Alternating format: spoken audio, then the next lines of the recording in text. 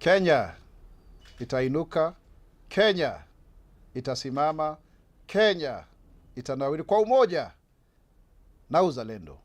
Mimi ni Mkenya mzalendo. Je, wewe? Mimi ni Mkenya mzalendo daima. Today we are here to brief you. These are the mini briefings that we shall be having in the course of the week. Our main press briefing shall be on Monday, and increasingly it shall be themed. But because of the way in which news has changed over time, with a 24-hour cycle, we shall also be having mini briefings, at least once or twice a week, so that then we can be able to be up to speed with the issues that are at hand. And so therefore, today we would want to address various issues and concerns. And as it was really put very clearly, the BBC documentary that was aired, is really, one-sided because they didn't have a view of the government. Obviously and sincerely, we really send our most sincere condolences to the families of those affected. And we have IPOA on the cases. They have already issued a statement of the 60 deaths that were recorded. About 22 cases have been finalized. And there is more information to this that we shall be releasing as well, so that then these issues are being taken care of. And that is very important. However, it is true to say that also those who did the documentary should have sought government opinion on the same, so that they can be fair and balanced, and so that we can have a proper story that also shows the two sides of the situation. For example, they show a parliament being burnt, but they don't show who is doing it. They seem to minimize the various the vandalization that happened in parliament, and going forward, because we cannot have a country that also is led through anarchy and mayhem. Yes, there were legitimate concerns. They never even gave a proper account of the issues within the finance bill, because we do not want a situation where we have people inciting Kenyans to violence. And also, if you look at even the whole documentary, they never spoke about the issue, even giving the president's speech ample time to be heard. They were very keen to show the other side of the story. And there are always at least two sides of a story. And there is also the government position on this issue. And once again, I would want to say as a government spokesperson, on behalf of the government, that we send our sincere condolences to those that are departed. Every life is important, and IPOA is getting to the bottom of it. And it is important that we have a dialogue and conversation, but then where you hear both sides of the story, not just one side, as if you have a premeditated narrative. We've already reached out to BBC. It's good to say that very clearly on these issues, and we have already expressed our sentiments to them, and we will be communicating going forward as far as this matter is concerned. Now, going to other issues, I think it is important to understand that a lot of things have happened that are positive in government. For example, there is a concern by Kenyans about capitation because of the new term. We have divided capitation into three segments. We have about 50% being disbursed in the first term, about 48 billion, and then 30% being disbursed in the second term, about 29 billion, and the rest being disbursed in the third term, almost amounting to about 100 billion shillings. So the National Treasury and the Ministry of Education are in the process of doing exactly that, to ensure that we release the capitation in due course. So teachers and those who run schools, please be advised. We shall be making that announcement through the Ministry of Education and the National Treasury in due course, and so as soon as possible. But then we urge our institutions to actually also follow the guidelines that have been issued in terms of school fees, so that they do not overcharge the parents. Yeah, so I think that's my preliminary remarks. I don't know whether there are any questions from the journalists in the House. Yes, my name is Reha Bademo. I have 3 questions for you. Can you please tell us the measures that you put in place to control gambling that is becoming a menace in the country? And please clarify the status of pending bills that is owed to the Ministry of Health? And now that you share now covers up to families consisting of 4 wives, will these families be paying the same amount, or will the same amount increase with the number of wives? Okay, thank you. First and foremost, I think I need to make it very clear that the government does not condone reckless gambling, as has been witnessed, that has led to people losing their property and even in some extreme cases, loss of life. Most of these are unregulated online and unlicensed, betting companies. And we are taking action as a government because we must protect Kenyans. Already a multi-agency task force has been constituted by the head of public service, Mr. Felix Koskei, that comprises of the AG's office, the Ministry of Interior and National Administration, the Betting Control and Licensing Board, which is under the presidency, the Kenya Film Classification Board, Communication Authority of Kenya, and each one of them has been given a task to do within 30 days in order to ensure that we bring everything to account and we have lasting solutions. And this idea of media stations, for example, promoting gambling as a quick way of getting rich is something that we would want to discourage as a government. So we really will wait for that report.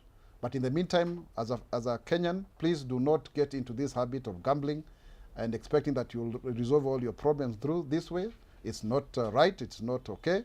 And we will be looking at even all the adverts. We'll be vetting them so that we check whether people are complying to the guidelines.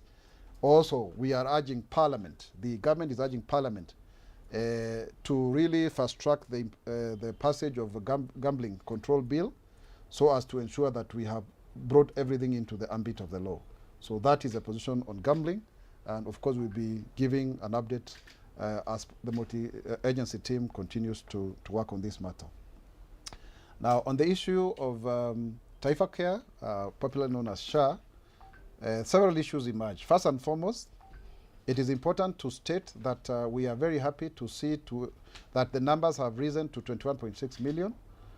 This is very, very commendable. The registration is very high, and we encourage Kenyans to continue registering. The Ministry of Health, led by CS Edwin Dwale, is working around the clock to ensure that that is seamless, and the SHA authority. The other thing that also we need to emphasize is it's true.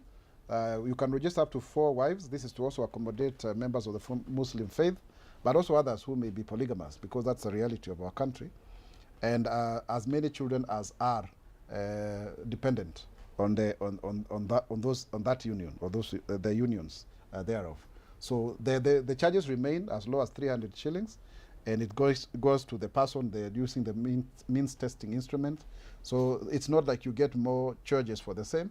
It is within what is already provided for, because there's individual, and corporate, payments. But as many Kenyans are encouraged to pay, because the more we pay, the more we have, Kenyans insured, because it's like an insurance like any other. So please pay. Do not just wait to pay when you are sick. And we are trying to work on modalities to ensure that we pay through M-Pesa daily basis, so that then those who don't get a monthly salary, they can actually be in good books and can be able to do it very quickly. At the same time, we also want to disabuse the notion that has been peddled in the media that the SHA is unable to actually insure teachers. The 410,000 teachers, that are already under the TSC, 410,750,000, will be covered like any other Kenyan. So it is possible, and there is already a scheme for public servants that also the police qualify, and any other, civil servant. So this idea that it is not possible is also not true. So please, SHA is for everyone, including our teachers, and that message should go out there. Further to your question on pending bills, yes, we had issued a 90 days committee period that is still, is now 60 days. Let's wait for the report of that committee to verify the 33 billion shillings claims under NHIF.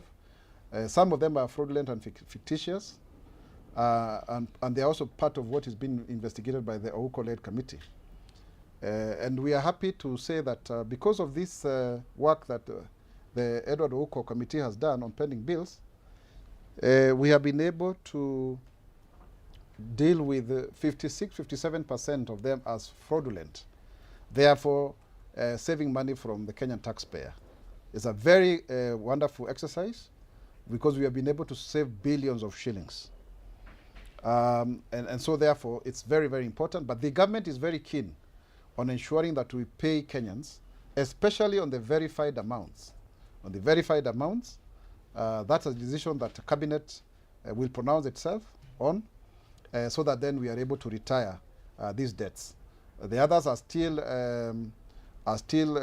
being investigated because we had a total of about 665 billion worth of claims since 2005 to June 2022.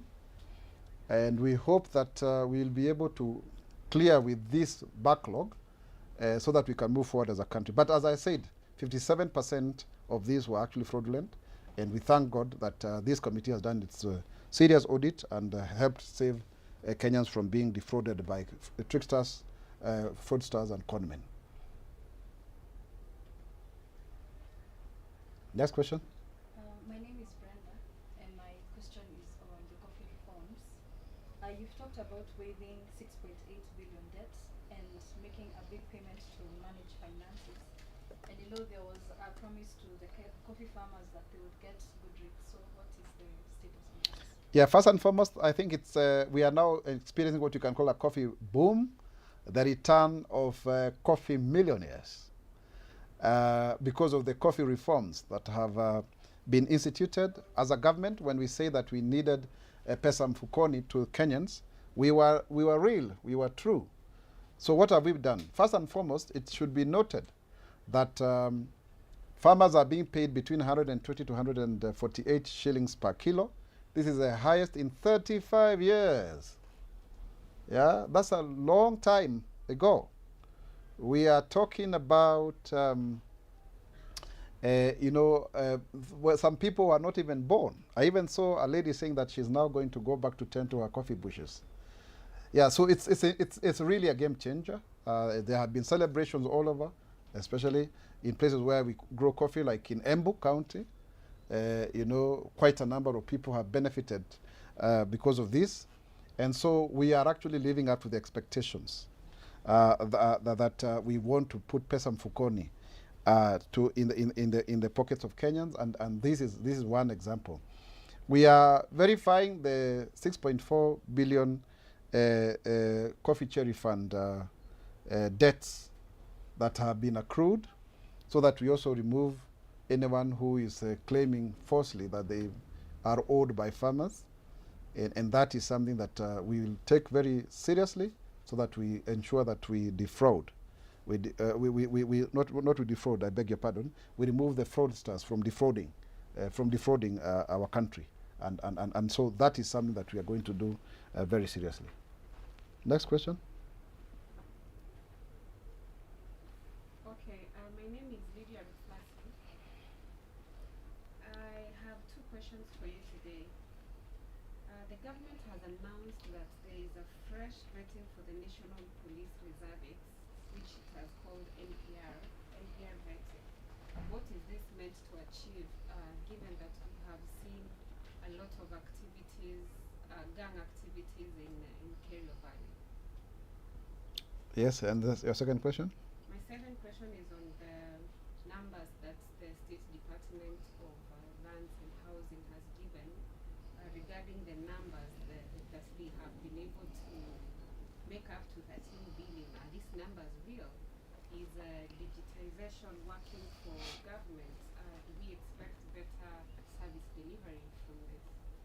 Let me start with your last question, because we are a government that promised that we will fulfill, our promises, and also we are a digital government. Remember, one of the 5 pillars we have is digital superhighway and the creative economy. So we are digitizing our government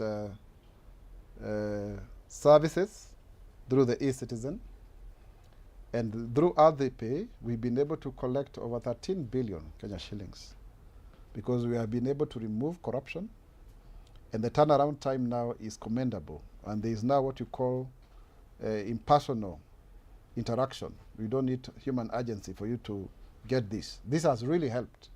And you can see the collections, which is helping us in what we call non-tax revenue, so that we can be more reliable. So it is real. Please use that one, and you'll benefit because this digitization of government services is helping us so that you can even follow your transactions. It is increasing transparency and ensuring that you can do a lot of this from the comfort of your home using a smartphone or a computer or a laptop. So yes, it is true.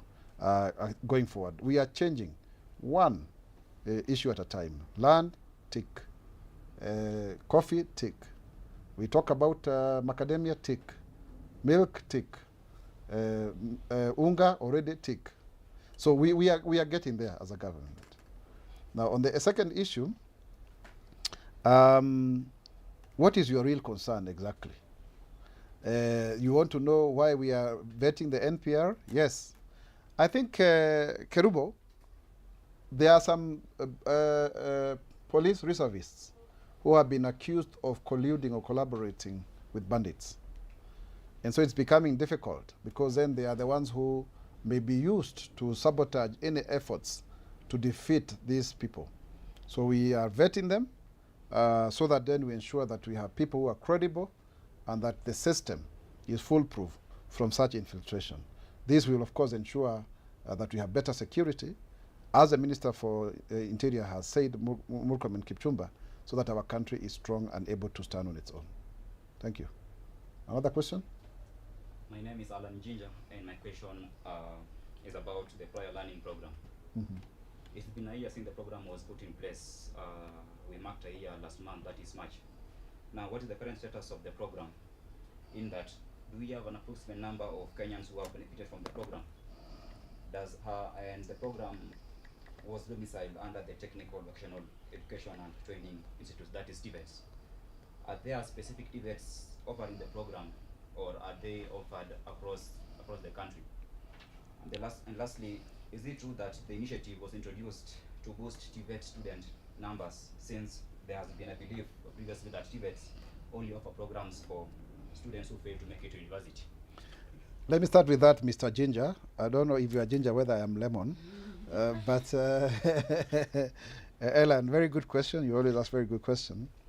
The recognition of prior learning is a multi-agency endeavor under the State Department for Technical Vocational Education and Training, popularly known as TVET, so that those people who have been in the Juakali sector, in the construction sector, they already have the skills. They don't need to be taught. Then we recognize that prior learning and we certify them. By last year, our numbers were 213. But I'm also happy to say that our numbers have since gone up. And we are targeting that by June of this year, we shall be able to have trained 1,000, we shall have been able to recognize 1,300. So the numbers are increasing so that we align with the better plans, inclusive growth and economic empowerment target, so that we don't just say that people don't learn on their own. And this will help us in terms of ensuring that we have people who are good at what they do. You know, when you go to, for example, people in Gikomba or in a construction site, you'll find people who are good at what they do than even an engineer or a fashion and design graduate, because it's practical, you know. So what we are trying to do, Mr. Ginger, is to ensure that we recognize that, because it is what we require, so that we are able to see we move from theory to practice. And yes, we need to boost the TVET numbers. That is why this administration, even when His Excellency President William Ruto was the deputy, we are targeting to have at least one TVET in every constituency, because that's the only way you can lift the economy, rather than having too many courses at the universities. and degrees. Because what happened, we upgraded so many of these institutions and polytechnics to universities, and then we left a huge gap. Yet not everybody makes it to the university. Some of the best trained people are artisans, certificate holders, all the way to diploma, and they are able to be the economy. Because we are a growing economy, we need more and more hands on deck. Thank you. Any other question? Asante sana. Nitasema pengine kwa kujumuisha kwamba leo tungependa kuwa na kikao na wanahabari na kuzungumzia Wakenya, kwa sababu hatutakuwa tukizungumza tu siku moja kwa wiki, kwa sababu tumekuja kuona kwamba mambo ya habari na matukio mbalimbali yanajitokeza kutokana na masaa 24.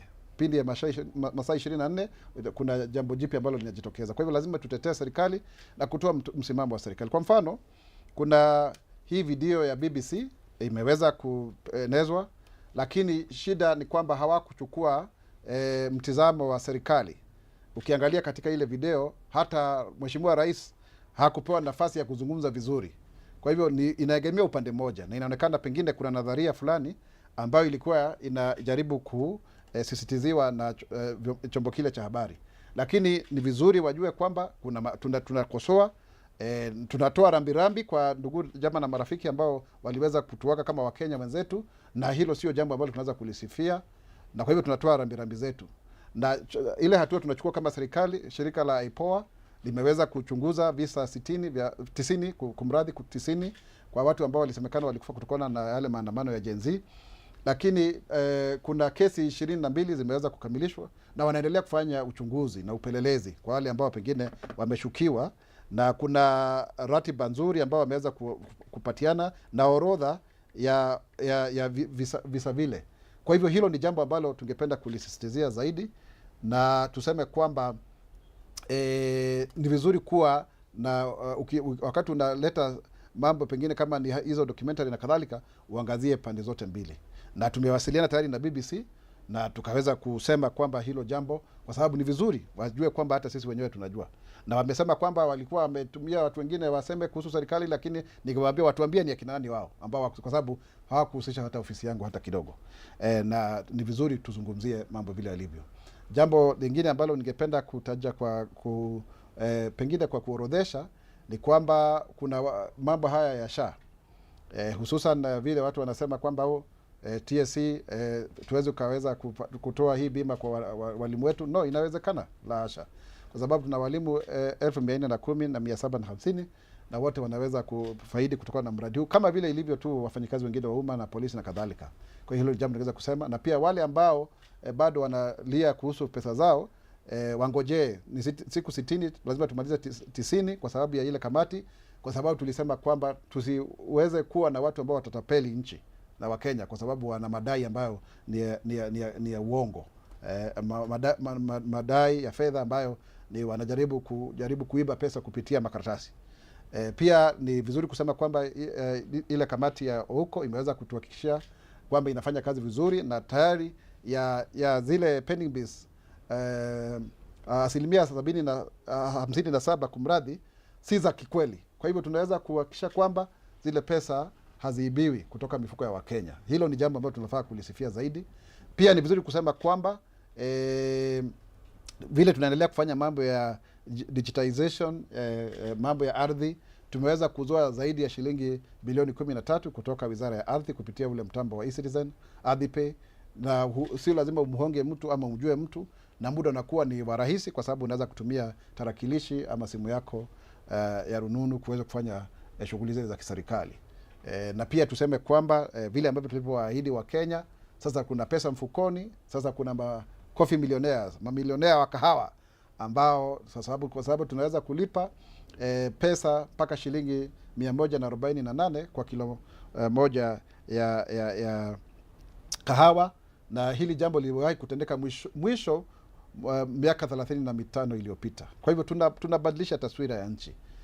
Na kwa hivyo tunawarai wa Kenya waendelee kuwa na imani na serikali ili tuweze kuhakikisha kwamba tumeweka pesa mfukoni, vile ambavyo tumefanya katika sekta ya maziwa, sekta ya sukari, hata katika unga, mambo mengi ambayo tumeweza kubadilisha pindi ambavyo tunavyokwenda kila moja baada ya lile nyingine. Jambo lingine pia tungependa kusema ni kwamba katika mpango wote wa SHA sasa hivi unaweza hata kuwasajili zaidi ya wake wanne ili kuweza kusheheni ndugu zetu Waislamu na pia wengine ambao pengine wana bibi zaidi ya mmoja. Na fedha ni zile zile, hakutakuwa na ongezeko, ni chini ya shilingi 300, lakini tuna mpango ambao tunaufanyia ukarabati kidogo hivi tuweze kutangaza rasmi ili watu waweze kuwa wakilipa kupitia M-Pesa na kila baada ya siku, kwa sababu sio kila Mkenya ambaye ana pesa analipwa kila mwisho wa mwezi.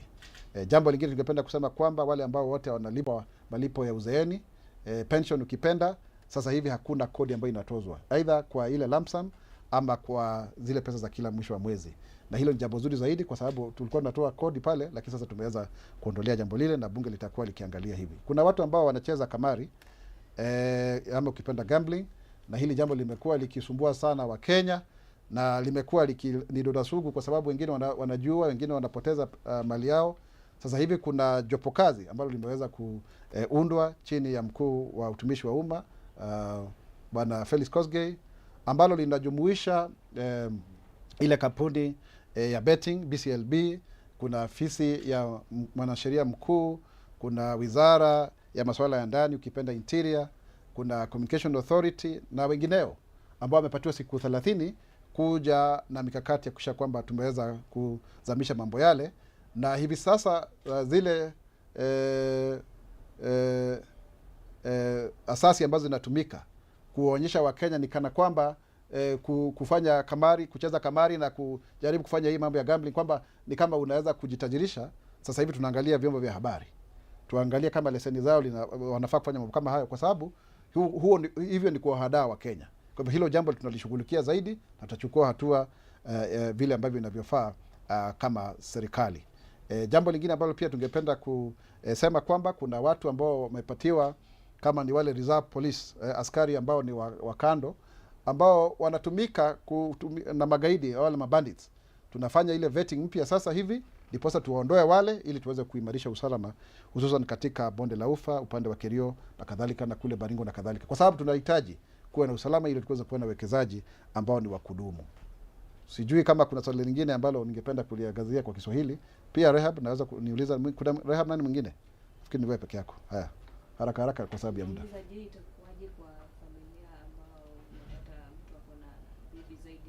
Nafikiri hilo nimeweza kulijibu. No, 4 mwisho kwa sababu ya dini. Kwa siku hizi hakuna watu wana bibi zaidi ya 4, sio wengi sana. Na kama kuna haya jitokeze, lakini 4 tumekubali. Na tuseme mipango ya kando, tunasema bibi ambaye ni rasmi, ambaye umeweza kumchumbia, ukaweza kumlipia mahari na ana watoto wako. Ayo, asanteni sana. Mungu awabariki. Kenya itainuka, Kenya itasimama, Kenya itanawiri kwa umoja na uzalendo. Mimi ni Mkenya mzalendo. Je, wewe? Mimi ni Mkenya mzalendo daima.